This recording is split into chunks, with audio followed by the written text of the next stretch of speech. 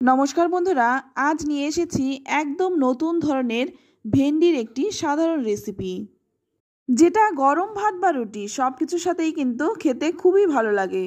ভেন্ডির একঘেয়ে রেসিপি ছেড়ে একবার এইভাবে বানিয়ে দেখুন, ছোট থেকে বড় সকলেই কিন্তু ভীষণ পছন্দ করবে। আর বানানোর পদ্ধতিও কিন্তু একদম সহজ সাধারণ। চলুন তাহলে দেখে নেওয়া যাক। তো প্রথমেই এখানে আমি ভেন্ডি নিয়ে নিয়েছি, আর ভেন্ডিটা কিন্তু আগেই আমি ভালো করে ধুয়ে পরিষ্কার করে নিয়েছি। আর ভেন্ডিগুলো দেখুন ভীষণ কচি, ভেন্ডি কিন্তু কাটার পরে আর ধোয়া যাবে না, তাই কাটার আগেই ভালো করে ধুয়ে শুকনো করে নিয়েছি। এবার আমি ভেন্ডিটা কেটে নিচ্ছি। তো আমি কিভাবে ভেন্ডিটা কেটেছি সেটাই শুধু আপনাদেরকে একটু দেখিয়ে দিচ্ছি। তো দেখুন এখানে আমি ভেন্ডিটা কিন্তু গোটাই রেখেছি, সামনের দিক আর পেছনের দিক একটু করে কেটে নিচ্ছি। তো আমি এই একইভাবে কিন্তু সমস্ত ভেন্ডিগুলো কেটে নেব। যদি ভেন্ডি বড় থাকে সেক্ষেত্রে মাঝখান থেকে দু টুকরো করে নিতে পারেন। তো আমি কিন্তু সমস্ত ভেন্ডিগুলো এই একইভাবে কেটে নিচ্ছি। তো এখানে আমি সবগুলো ভেন্ডি কেটে নিলাম। এবার দেখুন এই ভেন্ডিগুলোর সামনের থেকে একটু কেটে নিচ্ছি।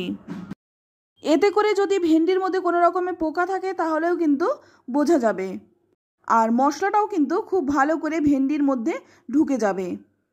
তো এই একইভাবে আমি সমস্ত ভেন্ডির সামনের দিক থেকে একটু চিড়ে নিলাম। এবার তুলে নিচ্ছি। এইভাবে যদি একবার বানিয়ে খান বারবার কিন্তু এভাবেই বানাতে ইচ্ছে করবে, খুবই টেস্টি হয়। আর রান্নাটাও কিন্তু সম্পূর্ণ নিরামিষ, তাই যে কোনো দিনে একবার এই রেসিপিটি বানিয়ে ফেলুন। এবার রান্নাটা করার জন্য প্রথমে এখানে আমি কড়াই গরম করে নিয়ে এর মধ্যে দিয়ে দিচ্ছি সর্ষের তেল। এখানে আমি প্রথমে 1 চামচ সর্ষের তেল দিয়ে দিলাম, তারপর সামান্য একটু লবণ দিয়ে দিলাম, তারপর ভালো করে গরম করে নিয়ে এবার এর মধ্যে দিয়ে দিলাম কেটে রাখা ভেন্ডিগুলো। তবে এখানে কিন্তু আমি ভেন্ডিগুলো খুব বেশি ভাজবো না, হালকা করে একটু ভেজে নেব। 2 মিনিটের মতো একটু নেড়েচেড়ে ভেজে নিলাম। এতে করে কিন্তু ভেন্ডির কালারটা একদম নষ্ট হবে না, সবুজই থাকবে। তো ভেজে তুলে নিলাম। এবার এদিকে দেখুন এখানে নিয়েছি 2 টুকরো আদা আর 4টে কাঁচা লঙ্কা। এই আদা আর কাঁচা লঙ্কাটা কিন্তু আমি একটু বেটে নেব। তো এটা কিন্তু আমি শিলেই বেটে নিয়েছি, আপনারা চাইলে মিক্সিতেও বেটে নিতে পারেন। এবার ওই কড়াইয়ের মধ্যেই দিয়ে দিচ্ছি আর 1 চামচ সর্ষের তেল। তেলটা গরম করে নিয়েই ফোড়নে দিয়ে দিচ্ছি হাফ চামচ গোটা জিরে। আমি এখানে ফোড়ন হিসাবে গোটা জিরেটা দিয়েছি, আপনারা কিন্তু চাইলে কালো জিরে কিংবা 5 ফোড়নটাও দিতে পারেন। তো এবার দেখুন এখানে আমি একটা আলু লম্বা লম্বা করে কেটে নিয়েছি। আলু দিয়ে রান্না করলে খেতে কিন্তু ভীষণ ভালো লাগে। তবে যারা আলু খেতে অপছন্দ করেন সেক্ষেত্রে আলুটা বাদ দিয়ে শুধুমাত্র ভেন্ডি দিয়েও রান্নাটা করতে পারেন। তবে রান্নাটার আগে কিন্তু আলুটা কিন্তু খুব ভালো করে ভেজে নিতে হবে। তো দেখুন আমি আলু কিন্তু খুব ভালো করে ভেজে নিয়েছি। তারপর এর মধ্যে একটা কেটে রাখা টমেটো দিয়ে দিলাম। টমেটোটাও তেলের মধ্যে দিয়ে একটু ভেজে নেব। 2 মিনিট সময় নিয়ে টমেটোটাকেও একটু ভেজে নিলাম। এবার এর মধ্যে দিয়ে দিচ্ছি বেটে রাখা আদা আর কাঁচা লঙ্কা। এই রান্নাটায় কিন্তু আমি কোনো রকম শুকনো লঙ্কা বা শুকনো লঙ্কার গুঁড়ো ব্যবহার করিনি, শুধু কাঁচা লঙ্কা দিয়েই রান্নাটা করেছি।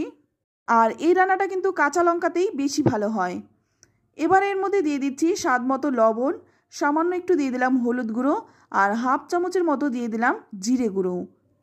তারপর সামান্য একটু জল দিয়ে মশলাটা খুব ভালো করে কষিয়ে নেব।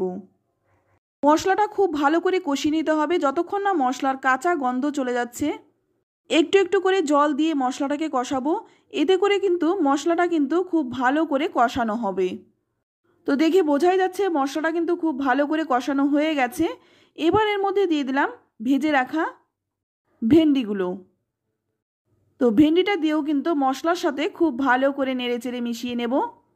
তারপর 2 মিনিটের মতো ভেন্ডির সাথে কষিয়ে নেব। যেহেতু নিরামিষ রান্না তাই স্বাদটা ব্যালেন্সের জন্য দিয়ে দিলাম সামান্য একটু চিনি। তবে যারা রান্নায় চিনি খেতে অপছন্দ করেন তারা কিন্তু স্কিপ করতে পারেন। তবে চিনিটা দিলে কিন্তু মিষ্টি হবে না, স্বাদটা ব্যালেন্স হবে। তো ভেন্ডিটা খুব ভালো করে মশলার সাথে কষিয়ে নিয়ে তারপর এর মধ্যে দিয়ে দিলাম জল। তো এই রান্নাটা কিন্তু একটু পাতলা ঝোল ঝোল হবে, যাতে করে ভাতটা মেখে খাওয়া যায়।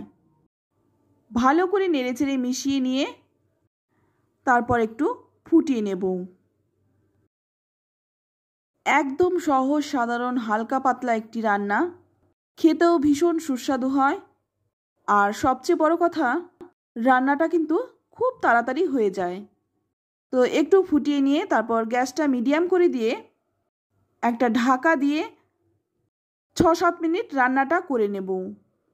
তো দেখুন এবার কিন্তু ঢাকনাটা খুলে দিলাম, আর এখন কিন্তু আলু ঢেঁড়স খুব ভালো করে সেদ্ধ হয়ে গেছে। আর এর থেকে কিন্তু ঝোলটা বেশি কমাবো না, এই পরিমাণেই রাখবো। তো আপনারা চাইলে কিন্তু এর থেকে বেশিও রাখতে পারেন। তো দেখুন আলুটাও কিন্তু খুব সুন্দরভাবে নরম হয়ে গেছে। তো এবার ভালো করে একটু নেড়েচেড়ে মিশিয়ে নিয়ে নামানোর আগে দিয়ে দিচ্ছি একটু ধনেপাতা। এখানে আমি ধনেপাতাটা দিলাম, যেহেতু এখানে তেমন কোনো মশলা পড়েনি, তাই ধনেপাতাটা দিলে কিন্তু এর গন্ধটাও ভীষণ ভালো লাগে, খেতেও ভালো হয়। তো দেখুন নামিয়ে নিলাম।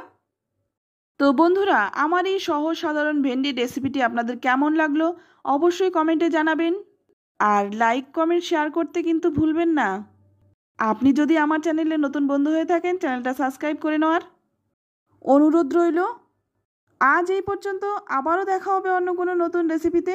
সকলেই ভালো থাকবেন, সুস্থ থাকবেন। ধন্যবাদ।